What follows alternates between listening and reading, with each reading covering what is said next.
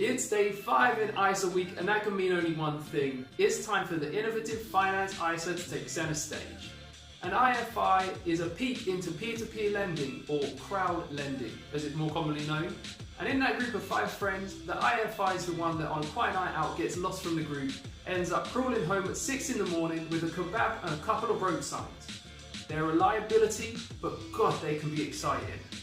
With an IFI, you can lend money through peer-to-peer lending platforms.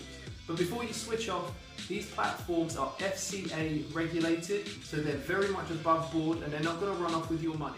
Right off the bat, I want to let you guys know what to keep an eye out for with IFIs, and that is the default rate. A default is when someone can no longer repay the loan that they're contractually obliged to, which basically means they're broke. Most lending platforms will let you know their default rate on their website. The lower the default rate, the better. You want to aim for a default rate below 5%, and ideally 4 to 3% is perfect. You also want to look and see if there's any minimum account balance or any minimum deposits for each of the platforms, because the IFI is part of your £20,000 yearly ISA allowance, but some platforms might only allow you to transfer in at least £100 or £500 or £1,000 at any one time.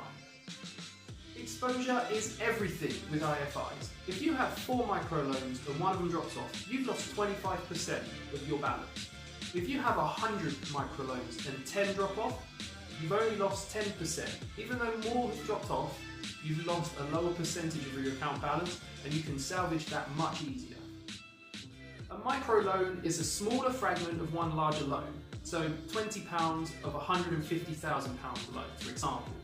These loans will roughly have a 1 to 6 year duration, and like a bank loan, an interest rate will be applied. Duration.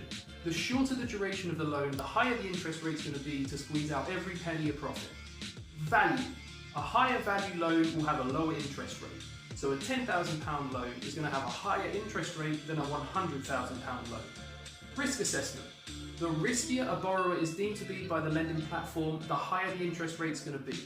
This is so that they can minimise any losses in case that loan does default.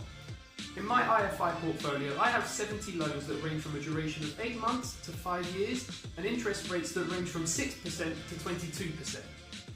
Peer-to-peer lending was born out of a desire to cut the banks out as the middleman and allow investors the opportunity to get higher returns on their money. Banks profit by using the money in your savings accounts to put them towards new loans where they generate 5 to 15% interest, and they pay you pennies to their pound. Cutting out the middleman can also work for the borrowers too. I automated my IFI so that based on my risk tolerance, my account balance is automatically allocated to new loans. As my account balance increases, that new money is also allocated to new loans. It's entirely hands-off from me and I have to spend no time managing it. So far, my annualized return has been 5%, but if a loan was to default, that would be affected. Young savers. Even if you were to have a terrible year and get 3% annualized returns because of a number of defaulted loans, that would still smash most savings accounts out of the water. In peer-to-peer lending, your money is not secured against loss, so you could end up losing everything that you put in. But even if you were to lose £1,000 or £1,500, you're young, so you can make up for it. Anybody that can put £5,000 a year into an ISA should definitely consider putting £2,000 one-off into an IFI, but make sure you're filling up your lifetime ISA first.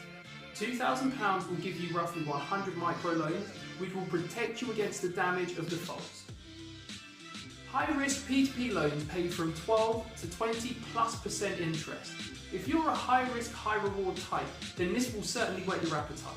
But remember, high risk doesn't guarantee high reward. Opening an IFI and depositing your money into it is easy. The difficult bit is finding the right platform for you. So I'm going to put a link in the description down below so that you can have a look at some of the different platforms and what they offer. You want to compare them on these 3 things: the fees, the default rate, and the minimum account balance or the minimum deposits. Once you've found the platform you like, you can only open one of every type of ISA each year. So once you've opened one either before April of 2019 or after 2019 or 2021, you can't open another one until the following tax year. The tax year runs from April through to March. That's it. That's ISA week all wrapped up with a pretty little bow on it. So if you've got any questions about the videos and the ISIs I've discussed this week, please let me know down in the comments or on Instagram, because I would love to hear from you guys and I will get back to you with answers as much as I can. Next week, I'm doing a video on children's ISIs because a few of you have contacted me this week asking about them. I need to go away and do my research. I'm going to come back to you with a fresh new video next week about children's ISIs. So until then, stay cash flow strong and turn your wages into wealth. See you later, guys. Woo!